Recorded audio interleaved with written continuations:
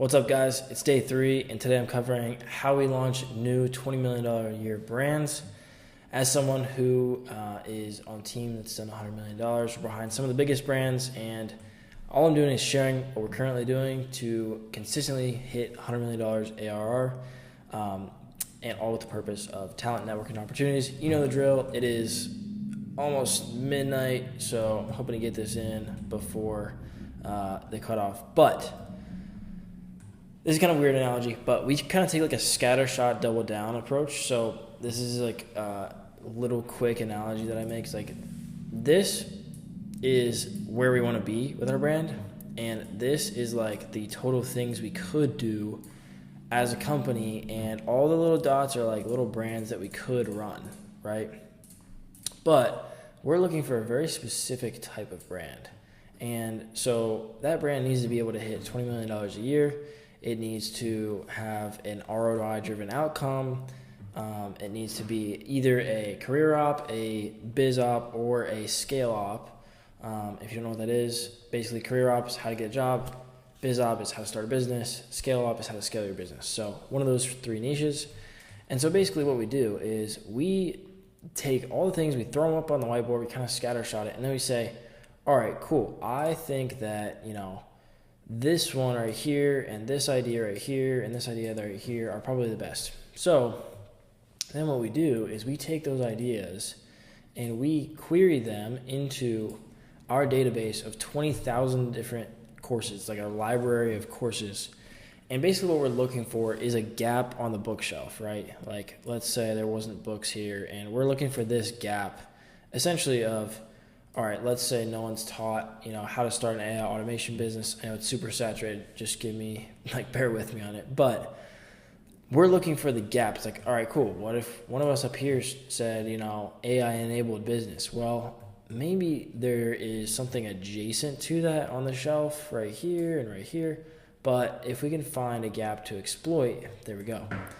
So from there, next, we basically come over here and we're like, all right, what is, based on our top trends database and everything queried in there, which gives you revenue, low end, high end, like current traffic, all that kind of stuff, and of current courses. So it'll give you comparable comps, almost like real estate. Basically from here, we want to say, all right, what is the TAM, SAM, and what percent of market share can we go after? So the ideal TAM for us is going to be about 80 million because the serviceable is going to be about 40, and in the first year we want to take about 50% of that. So the first year expected market capture would be $20 million, right? Which is what I said. So let's say, for instance, you're selling an $9,800 ticket. That's your average contract value. So in that case, you need 2,041 customers in your first year to hit $20 million top line. As a conservative example, we can say that your AOV is 4,100, so about, I'm going to guesstimate, 40% of total contract, and then you spend $1,000 to get a customer. I'm not really sure why this is not showing this, but I had this at, there it is, 1.8. So basically we were like, all right, what can we do to be profitable on the front end? Well, it's going to be return on cash, so C ROAS, not full funnel ROAS. And this is just estimated on 20% sales team plus 10% for fixed costs, and then we're looking for a 50% margin if we can get it. So that's what brings us to 1.8. So we're looking for a 1.8 ROAS. All right, if we have the TAM and the SAM there, and we know that there's a gap in the market where no one is servicing it, then what we'll do is we'll basically just kind of one-shot it straight to Meta. And we'll run it faceless at first, and from there, we'll basically just see if we can sell people and achieve, all right, is this, 1.8, it says 2, I don't know why it's rounding, but is that 1.8 ROAS actually possible on cash? If it is, and the way we do this is basically we build a wait list. I don't know why, but this was like the best example I could give, is like outside a bar. They're seeding the scarcity and so on and so forth.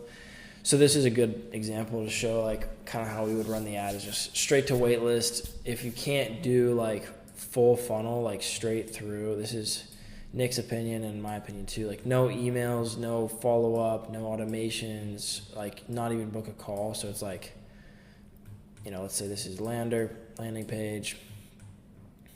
Oh, I'm sorry. This is ad. Then this is landing page. Then this is, they might do one more click to sign up.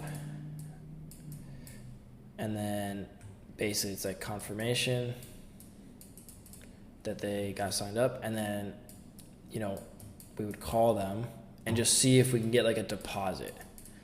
Then we can get our confidence to close if we have a solid confidence to close. And let's say we get 5 people out of 15 that, say, all right, I'm going to give you $500 as a deposit for how to grow your AI automation business. This is basically confirmation that we would have had 5 closes at $9,800. Now bear with me, I know my handwriting is terrible with a mouse, but let's say you only spent, $2,000 on ads, right? Then boom, like we're already there, right? We're already there. Because if your AOV is $4,100 times 5, you get the idea. So that's an easy way to prove product market fit. And then what we would just go do is we would find somebody, we would go into our library, a different library of creators, and we would go find a face for the brand. So I know I'm like oversimplifying this, and obviously I'm just trying to get this out. I know I'm way over, but the idea is that you're not just doing the scattershot method, because like you could shoot, like there's hundreds of things on you. You could make hundreds of offers. Like I know people that have done this. But the idea is that you pick something ideally close to what you're actually going for, and then you just go find the gap. And it's like if the supply and demand curve is like this, you're looking for where the supply is just like down here and the demand is like up here, right? And all you're doing is filling right there.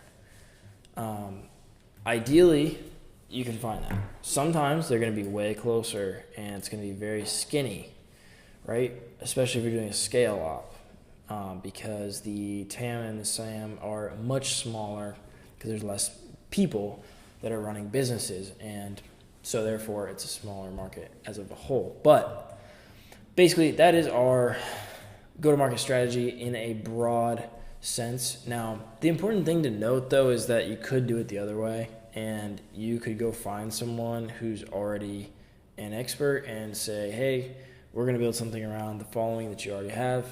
And that's what a lot of people do. Now, the upside of that is that you really don't have to do a lot of work because you can sell to an existing audience. The downside is you're going to have to figure out how to sell to cold as soon as that audience gets burnt out. So I like this kind of scattershot double down method because it allows you to go basically straight from idea to finding the gap, the gap on the bookshelf, I like to say, and then doing the math really quickly. Like this took me probably 5 minutes. And then, I found out really quickly how many customers we need. You could even go down to like, okay, if we need, 2,041 customers over the year, how many do we need per month?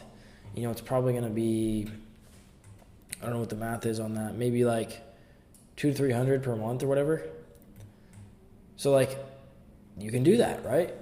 200 to 300 a month. That way you know your units. That way you know what you need to spend on ads if you actually get this. So after you prove it out, it's like, boom.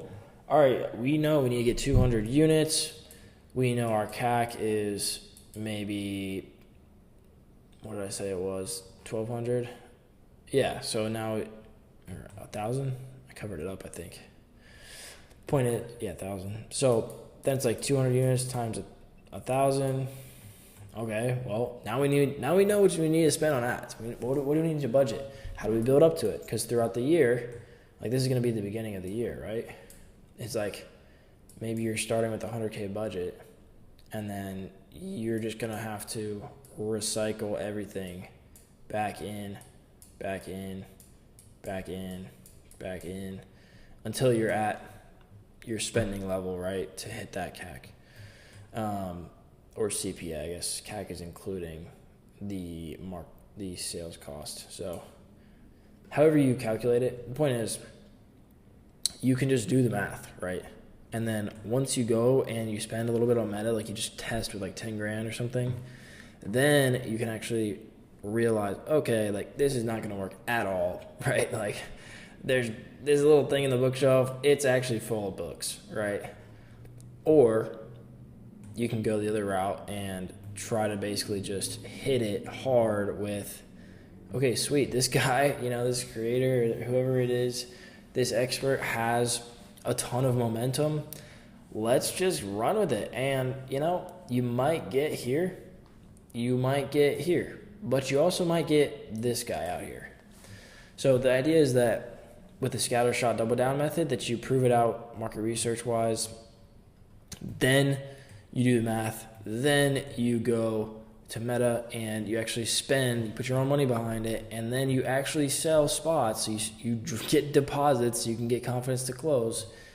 And that way you actually can calculate, okay, is this going to be a profitable brand? This might come back at like a 1.5 ROAS, and it's like, all right, like, do I want to run this because that would be a 20% margin, right?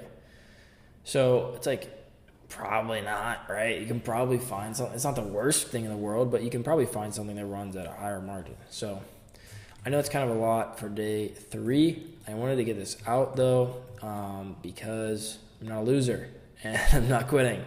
I had a crazy day launching some new things. So that's how we launch $20 million a year brands. Hope that was helpful. And ask me any questions, Twitter, Instagram, YouTube comments, whatever you need. I'm here for you. So, peace.